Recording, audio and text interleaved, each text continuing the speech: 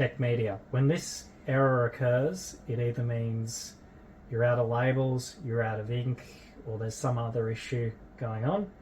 To find out, you need to open the printer. Simply pull these two green notches here, lift it up. In this case, we're out of label tape.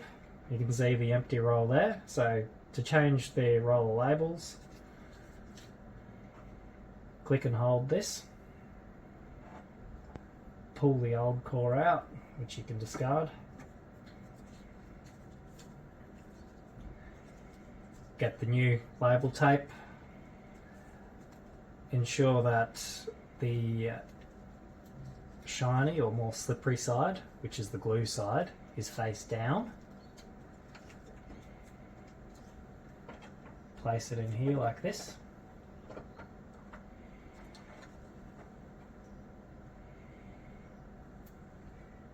Ensure that one or two labels are hanging out the front before closing it.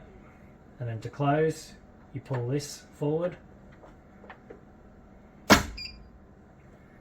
And then to finish printing what you're printing, you just click this button.